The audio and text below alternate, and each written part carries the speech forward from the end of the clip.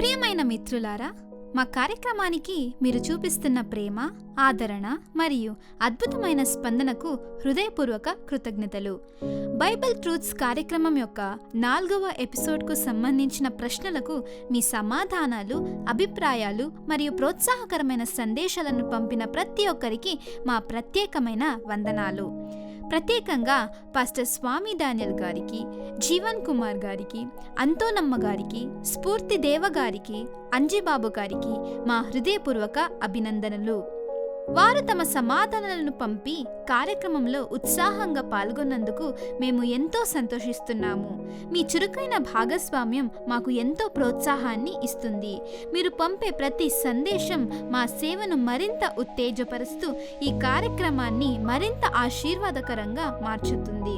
కాబట్టి మీ అభిప్రాయాలు, సూచనలు మరియు సమాధానాలను మాతో పంచుకోవడం కొనసాగించండి. ఈ కార్యక్రమాన్ని క్రమం తప్పకుండా వీక్షిస్తూ మాతో అనుసంధానమై ఉండండి. అలాగే మీ స్నేహితులు, బంధువులు మరియు కుటుంబ సభ్యులను కూడా ఈ కార్యక్రమాన్ని వీక్షించమని ఆహ్వానించండి. మీ స్పందనల కోసం మేము ఎల్లప్పుడూ ఎదురు చూస్తుంటాము. దేవుని సమృద్ధి అయిన ఆశీర్వాదాలు మీకు మరియు మీ కుటుంబ సభ్యులకు కలుగునుగాక. వందనాలు. దేవుడు మిమ్మల్ని సమృద్ధిగా ఆశీర్వదించునుగాక.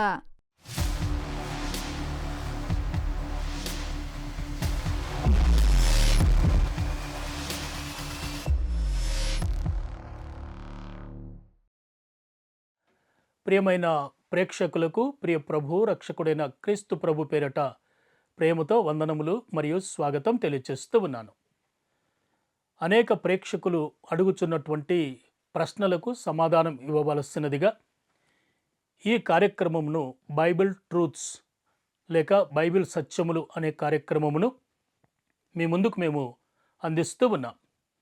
ఈ ప్రత్యేకమైనటువంటి కార్యక్రమములో మనకు వర్తమానములు అందించబోవారు రెవరెండ్ మనోహర్ ప్రదీప్ గారు, MTh, the United Trinity church బెంగళూరులో వీరు సేవ చేస్తూ మరలా బెతెస్దా బైబిల్ సెమినరీకి ప్రిన్సిపల్గా వ్యవహరిస్తూ ఉన్నారు. ప్రభు పనిలో విరామము లేకుండా బలముగా వాడబడుతున్నటువంటి దైవజనులు వారు మన మధ్యలో ఉండటం చాలా సంతోషం. మా అందరి తరపున వారికి స్వాగతం తెలియజేస్తూ ఈ కార్యక్రమంలో శ్రోతలు అడిగినటువంటి ప్రశ్నలకు సమాధానం అందించవలసినదిగా ప్రభు పేరట మనవి చేస్తూ సమయాన్ని వారికి అప్పగిస్తూ ఉన్నాం. దేవునికి వందనాలు. కూడి వచ్చిన మీకు అందరికీ కూడా ప్రభు పేరట శుభాలు తెలియచేస్తున్నాను. ఆన్లైన్ శ్రోతల్ని దేవుడు బహుగా దీవించాలని, ఆశీర్వదించాలని, వారికున్న ఆసక్తిని బట్టి దేవుడు మిమ్మల్ని అందరినీ కూడా వాడుకోవాలని, ఆధ్యాత్మికంగా ఆశీర్వదించి అన్ని విషయాల్లో తన కృపలని మీకు తోడుగా ఉంచాలని హృదయపూర్వకంగా కోరుతున్నాను.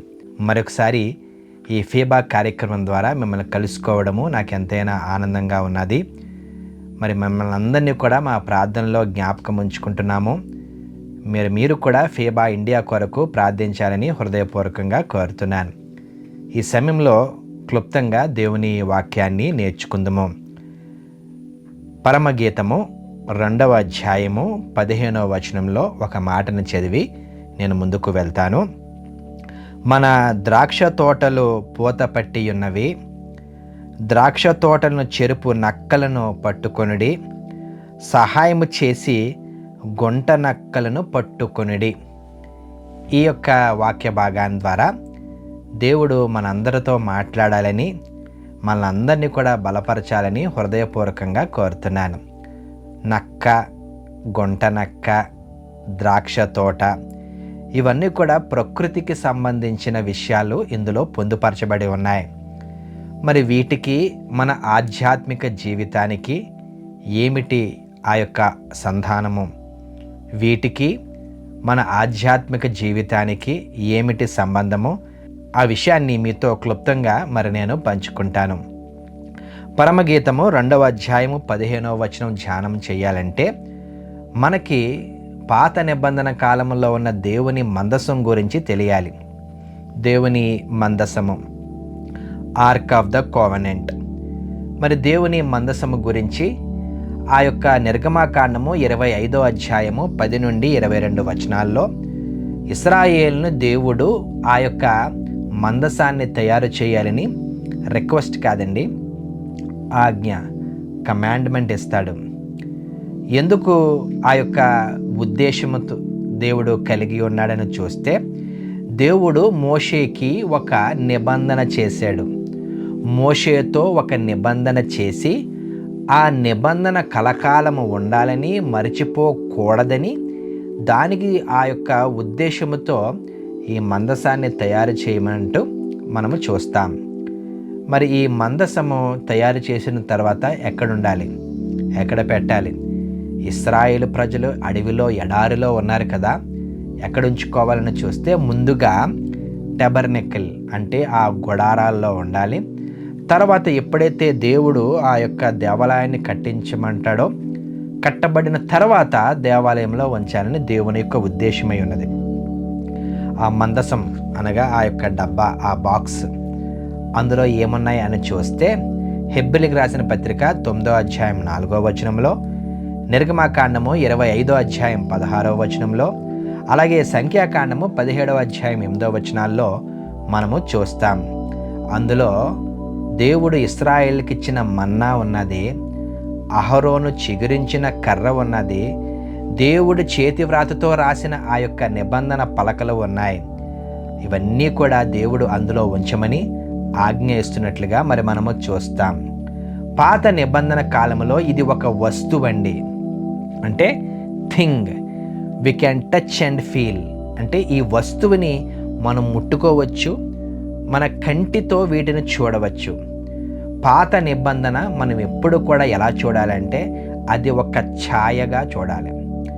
నూతన నిబంధన నిజమైనదైతే పాత నిబంధన ఒక నీడగా, ఛాయగా చూడాలి. పాత నిబంధనలో ఒక వస్తువు ఉన్నది, మరి నూతన నిబంధనలో మనకి ఏమీ లేదు కదా. ఏమిటి నూతన నిబంధనలో మనము చూస్తామంటే, పాత నిబంధన కాలంలో ఆ యొక్క దేవుని మందసం అయితే, యోహాను సువార్త 1వ అధ్యాయం 14వ వచనంలో ఇది దేవుని యొక్క ప్రసన్నత, గాడ్స్ ప్రెసెన్స్ మాత్రమే మనకున్నది. పాత నిబంధన వారికి దేవుని మందసము, నూతన నిబంధన ప్రజలమైన మనకు ఈ దేవుని యొక్క ప్రసన్నత. 2వ సమూయేలు గ్రంథము 6వ అధ్యాయము 11వ వచనంలో అతి పరిశుద్ధమైన ఈ యొక్క దేవుని మందసాన్ని శత్రువులు, ఫిలిస్తీయులు మరి ఎత్తుకొని వెళ్ళిపోతారు. మందసము చెరపట్టబడింది. మరి దేవుడు తన ఉద్దేశముతో, తన చిత్తముతోనే కదా చేయమన్నాడు. మరి ఎందుకు దేవుడు ఆ శత్రువుల చేతికి ఈ మందసాన్ని ఇచ్చేసాడు? చాలా లోతైన కారణాలు ఉన్నాయి. 1 సమూయేలు 1వ అధ్యాయము 3వ వచనంలో మనం హన్నా గురించి చదువుతాం. సమూయేలు తల్లి గురించి మనం వింటాం, సమూయేలు పుట్టుక గురించి వింటాం. కానీ ఆ లోతుగా వాక్య భాగం గమనిస్తే అక్కడ 2 యాజకులు ఉంటారండి. వారే హోఫ్నీ, ఫినెహాసులు. ఈ యాజకుడైన ఏలి యొక్క కుమారులు. 1 సమూయేలు 2వ అధ్యాయం 22వ వచనంలో దేవుడు ఎందుకు ఈ మందసాన్ని తీసివేసాడంటే, మేము ఎలాగున్నా పర్వాలేదు, మందసం మాతో తోడుగా ఉంది గనక మాకు విజయం వస్తుంది. 1 సమూయేలు 4వ అధ్యాయం 4వ వచనంలో మందసం యొక్క విలువ వీరికి తెలియలేదు. మందసం ఉన్నది కనుక మాకు ఎలాగైనా విజయం వచ్చేస్తుందని వారు తలస్తున్నారు. అంటే ఒక రకంగా ఈ మందసాన్ని ఇశ్రాయేలీయులు ఒక విగ్రహంగా చేసి పాడేశారు కనుకే దేవుడు ఆ మందసాన్ని ఆ శత్రువుల చేతికి అప్పగించేశాడు. ఆత్మీయ పాఠం ఏంటో తెలుసా? దేవుని యొక్క మందసం ఉంటే అక్కడ పాపము ఉండకూడదు. మరి నూతన నిబంధనలో నూతన క్రైస్తవులుగా ఉన్న మనము, ఇశ్రాయేలీయుల వలె కాకుండా చెరపట్టబడి విడిపించబడిన మనము, పాపములో నుండి విడిపించబడిన మనము, మనకి ఈ దేవుని మందసం అనగా గాడ్స్ ప్రెసెన్స్, దేవుని సన్నిధి ఉండాలంటే మన జీవితంలో పాపములు ఉండకూడదు అనే సత్యాన్ని మీకు నేను జ్ఞాపకం చేస్తున్నాను. ద్వితీయోపదేశ కాండము 20వ అధ్యాయము 15 నుండి 18 వచనాలు చదివితే, దేవుడు కొన్ని రకాల జనాంగాల్ని ఇక్కడ రాసి ఆ జనాంగాల్ని అన్నిటిని కూడా భూమి మీద నుండి తుడిచివేయమని చెప్తాడు. కంప్లీట్గా డిస్ట్రాయ్ చేయాలి. అదేంటి, దేవుడే కదా ఆ ప్రజల్ని సృష్టించాడు, దేవుడే కదా ఆ ప్రజల్ని మరి కాపాడాడు, మరి వారిని మళ్ళా చంపేయమంటున్నాడు ఏంటి? మనం గమనించాలి. మనం నూతన నిబంధన క్రైస్తవులుగా పాత నిబంధన ఎలా చూడాలంటే షాడోగా చూడాలి. ఈ జనులందరూ కూడా దేనికి సాదృశ్యంగా ఉన్నారంటే పాపానికి సాదృశ్యంగా ఉన్నారు గనక దేవుడు సాదృశ్యంగా ఈరోజు మనతో ఏం మాట్లాడుతున్నాడంటే ఈ పాపాలన్నిటిని కూడా మన జీవితంలో నుండి తుడిచివేయాలి. పాపాలని తుడిచివేయకపోతే లోపలికి ఆశీర్వాదాలు రావు అనే సత్యాన్ని దేవుడు మనకి గమనిస్తున్నాడు. ఇప్పుడు మరలా పరమగీతము ఆ యొక్క 2వ అధ్యాయం 15వ వచనంలోకి వెళ్ళిపోదాం. ఇక్కడ ద్రాక్ష తోట అనే పదం చూస్తాం. వైన్యార్డ్, ద్రాక్ష తోట, వైన్యార్డ్కి సాదృశ్యం ఏంటంటే ప్రజలు, పీపుల్, చర్చ్, సంఘము, ఇశ్రాయేలీలు అంటే మనము. ఇక్కడ గుంట నక్కలు అనే పదం చూస్తాం కదండి. గుంట నక్కలు అంటే ఇంతంత ఉండవండి, చిన్నగా ఉంటాయి, చూడడానికి ముద్దేస్తుంది. కానీ దేవుడు ఈ గుంట నక్కల గురించి మాట్లాడి మనతో ఏమంటున్నాడంటే ఈ యొక్క గుంట నక్కలు దేనికి సాదృశ్యంగా ఉన్నాయో తెలుసా? చిన్నవి, ఇవి కనబడనివ్వండి. గుంట నక్కలు చిన్న పాపానికి సాదృశ్యంగా ఉన్నాయి. చూద్దామా ఒకసారి. ఇప్పుడు ఆర్క్ ఆఫ్ ద కోవనెంట్ ఏం జరిగిందండి? బయటికి వెళ్ళిపోయింది. ఎందుకని? పాపాలు చేశారు కాబట్టి ఈ మందసము, దేవుడి యొక్క మందసము బయటికి వెళ్ళిపోయింది. మన జీవితంలో మనకి కనబడని చిన్న గుంట నక్కలు ఉన్నాయి. అవి మనకి కనబడవు. మనం అనుకుంటాము ఇది చిన్నదే కదా అని అనుకుంటాం. కానీ ఈ చిన్న గుంట నక్క ఏం చేస్తుంది తెలుసా? మొత్తం ఆ వైన్యార్డ్ని అంతా కూడా, ద్రాక్ష తోటనంతా పాడు చేసేస్తుంది. సంఘము ద్రాక్ష తోట అని అనుకుంటే ఈ చిన్న పాపము మొత్తం చర్చిని పాడు చేసేస్తుంది. గుంట నక్క చిన్న పాపము మన జీవితంలో ఉంటే ఈ పెద్ద శరీరాన్ని పాడు చేసేస్తుంది, ఈ ఆత్మీయ జీవితాన్ని పాడు చేసేస్తుంది. అది చిన్నదే కానీ అది డ్యామేజ్ చేస్తే చాలా ఎక్కువ డ్యామేజ్ చేసేస్తుంది. కాబట్టి ఈ గుంట నక్కల్ని వెతికి పట్టుకొని తీసేయాలంటుంది.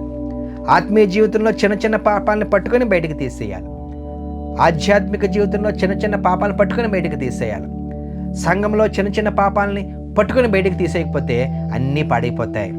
తెలుగులో ఒక సామెత ఉన్నది, తాను చెడ్డ కోతట వనమంతా చెరిపేసిందట. అంటే ఎలాగా కోతి పాడైపోయింది, ఏం చేసిందట? నేను ఎలాగా పాడైపోయాను కాబట్టి మొత్తం ఆ యొక్క జంగల్ని, ఆ అడవినంతా పాడు చేసేస్తాను అని అనుకున్నదట. ఏమిటి మన జీవితంలో ఉన్న గుంట నక్కలు తెలుసా? కోపం అండి. మొట్టమొదటిగా మన జీవితంలో ఉన్న ఆ యొక్క చిన్న గుంట నక్క ఏంటంటే కోపము. ఆ అంటే కోపము, ఊ అంటే కోపము, ఏ అంటే కోపము, బి అంటే కోపము. అంటే ప్రతి మనిషి జీవితంలో ఏమున్నదంటే ఈ కోపం అన్నది. బైబిల్ చెప్పింది కోపపడుడి కానీ పాపము చేయకుడి. కోపం is automatically connected to sin. ఆ కోపం వద్దు. దేవుడికి కోపం వచ్చింది, యేసుక్రీస్తు ప్రభు వారికి కోపం వచ్చింది, కరుణామయుడికి, దయామయుడికి, ప్రేమమయుడికి కోపం వచ్చింది. కోపం వచ్చి దేవాలయాన్ని శుద్ధీకరించేశాడు. మరి మన జీవితంలో ఈ కోపం అనేటువంటిది అది లీగల్గా, నీతిగా, నిజాయితీగా అటువంటి కోపం ఉండాలి. భేదల్ని కనికరించకపోతే మనకు కోపం రావాలి. సంఘంలో, సమాజంలో అన్యాయం జరిగితే మనకు కోపం రావాలి. ఎక్కడైతే ప్రేమ లేదో అక్కడ కోపం రావాలి. కానీ మన కోపము దేవుని నీతిని నెరవేర్చదు అనే సత్యాన్ని నేను జ్ఞాపకం చేస్తున్నాను. ఈ కోపం చాలా చిన్నదండి, మనం ఒప్పుకోం. మనుషులం కదండి, మన కోపం రాదా అని మరలా తీరీలు మాట్లాడతాం. కానీ ఈ కోపం అనేటువంటిది మొత్తం శరీరాన్ని పాడు చేస్తుంది. ఇంకొక 2వ గుంట నక్క గురించి చెప్పనా? చాలా చిన్నదండి, కనబడదు. అబద్ధం అండి. ప్రతి మనిషి జీవితంలో ఒక్కరోజైనా, ఒక్కసారైనా అబద్ధం ఆడకుండా ఉండడు అంటే ఉండడు. చూడండి, సాతానుడికి పేరేంటో తెలుసా? సాతానుడు లూసిఫరు, సాతానుడు చీటరు, వెలుగుదోత. సాతానుడట అబద్ధానికి జనకుడంట. యేసుక్రీస్తు ప్రభువారు ఆయన జీవితంలో ఒక్క అబద్ధం ఆడలేదు. మరి తండ్రికి పిల్లలు ఉంటే ఎలాగైతే పోలికలు వస్తాయో, మరి మన పరలోకపు తండ్రికి మరి ఆ పోలిక మనకు కూడా రావాలి కదా. ఈ అబద్ధం అనేటువంటిది చాలా భయంకరమైన మరి పాపం అనే విషయాన్ని నేను జ్ఞాపకం చేస్తున్నాను. ఏదో ఒక సందర్భంలో మనం అబద్ధం ఆడేస్తాము, ఏదో ఒక సందర్భంలో అబద్ధము చేసి చూపిస్తాము. ఆ అబద్ధాన్ని కప్పుపుచ్చడానికి ఇంకొక అబద్ధం ఆడతామండి. అపొస్తలుల కార్యములు 5వ అధ్యాయంలో అననీయ సప్పీరా ఉన్నారు.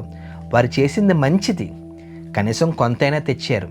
కానీ వారు చేసింది అబద్ధము, వారు మాట్లాడింది అబద్ధము, వారి క్రియ అబద్ధము. అక్కడ ఏముంటుందంటే నువ్వు పరిశుద్ధాత్మను మోసం చేసావని ఉంటుంది. కనుక ప్రియులారా, తెలుసో తెలియకో ప్రతిరోజు మనం ఏదో ఒక సందర్భంలో మనం అబద్ధం ఆడుతూ ఉంటాము. ఈ అబద్ధము గుంటనక్క, చిన్న గుంటనక్క, ఈ చిన్న గుంటనొక్క వైన్యార్డ్ని, ద్రాక్ష తోటని పాడు చేసేస్తుంది, మన ఆత్మీయ జీవితాన్ని పాడు చేసేస్తుంది. కాబట్టి ఈ చిన్న గుంటనక్క అబద్ధాన్ని మరి మనము తీసి బయట వేద్దామండి. ఆఖరిగా ఇంకొక చిన్న గుంటనక్క ఏంటంటే బుద్ధి అండి. అంటే చాలాసార్లు మనం అంటూ ఉంటుంటాం, ఎరా నీకు బుద్ధి లేదా, ఇప్పుడైనా నీకు బుద్ధి వచ్చిందా అనే మాటల్ని మనం వింటూ ఉంటుంటాం. దయచేసి అందరూ చూడాలని కోరుతున్నాను. సామెతల గ్రంథము 2వ అధ్యాయము 11వ వచనంలో ఒక మాట ఉన్నదండి. బుద్ధి నిన్ను కాపాడును, వివేచన నీకు కావలి కాయును. ఈ బుద్ధి అనేటువంటిది తల్లిదండ్రులు కనరు. తల్లిదండ్రులు పిల్లల్ని కంటారు కానీ బుద్ధిని కనరు. చాలాసార్లు ఎవరు నీ తల్లిదండ్రులు, ఎవరు మీ ఇంటోళ్ళు, ఎవరు ఏ సంఘం మీద అని అంటూ ఉంటుంటారు. సంఘము కానీ, తల్లిదండ్రులు కానీ, మన సమాజం కానీ ఈ బుద్ధికి కారణం అవ్వదు. బుద్ధి అనేది మనలోనే క్రియేట్ అవుతుంది. బుద్ధి మంచిదై ఉండాలి. బుద్ధి లేదా అని అడిగితే ఎవరైనా అంటే మంచి బుద్ధి నీకు లేదా అని క్వశ్చన్ చేస్తున్నట్టు అర్థం. అంటే ప్రియులారా, మన అందరి ఆత్మీయ జీవితాల్లో బుద్ధి మనల్ని కాపాడుతుంది. ఈ వివేచన ఏం చేస్తుందంటే మనకి కావలి కాస్తుంది. చిన్నపిల్లలు చూడండి, ప్రతిదీ కావాలంటారు. అలాగని చిన్నపిల్లలు అడిగారు కదా అని మనం గన్ను కొనివ్వం కదండి. గన్ను కొనిస్తే ఏమవుతుంది, కాల్చుకుంటారు అందరూ. అంటే చిన్నపిల్లలకి జ్ఞానము లేదు, వివేచన లేదు. పెద్దవారే మనము ఇది హాని చేస్తుంది కాబట్టి ఇది వద్దు అని అంటాం. కాబట్టి ప్రియులారా, మనందరి జీవితాల్లో చిన్న చిన్న చిన్న చిన్న మత్సరము అనే గుంటనక్క, అబద్ధము అనే గుంటనక్క, మోసము అనే గుంటనక్క, ఈ పాపాలన్నీ కూడా ఏం చేస్తున్నాయో తెలుసా? ద్రాక్ష తోటని అంటే మన శరీరాన్ని, మన ఆత్మీయ జీవితాన్ని పాడు చేసేస్తున్నాయి. మరి పూత పట్టింది, మన అందరము కూడా ఆధ్యాత్మికంగా ఎదిగాము. ఈ సమయంలో ఈ గుంటనక్కలు మన ఆధ్యాత్మిక జీవితాన్ని పాడు చేస్తే గనక దయచేసి ఈ గుంటనక్కల్ని పట్టుకొని బయటికి తీసివేయాలని, మన ద్రాక్ష తోటని, మన శరీరాన్ని, మన ఆధ్యాత్మిక జీవితాన్ని కాపాడుకోవాలని హృదయపూర్వకంగా కోరుతున్నాను. దేవుడి పరిశుద్ధ వాక్యమును దీవించిన గాక. God bless you. షాలోమ్. ప్రియమైన ప్రేక్షకులారా, ఇంతవరకు మీరు వినిన ఈ కార్యక్రమం మీకు దీవెనకరంగా ఉన్నదని నేను నమ్ముతూ ఉన్నాను. ఇంత విలువైనటువంటి కార్యక్రమంలో అద్భుతమైనటువంటి సారాంశమును అందించిన రెవరెండ్ మనోహర్ ప్రదీప్ గారికి మనందరి తరపున కృతజ్ఞతలు తెలియజేస్తూ ఉన్నాను. మరొక విషయం ఏమిటంటే, మీకేమైనా బైబిలులో అర్థం కాని ప్రశ్నలు ఉన్నట్లయితే మీ ప్రశ్నను వివరముగా అడ్వాన్స్గా మీరు మాకు తెలియపరిచినట్లయితే మీ ప్రశ్నకు ఈ కార్యక్రమంలో సమాధానం అందించే ప్రయత్నం చేస్తాం.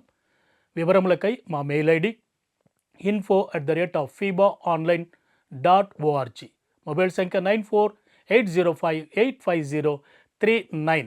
మరలా మనం కలుసుకునే వరకు దైవాశీస్సులు.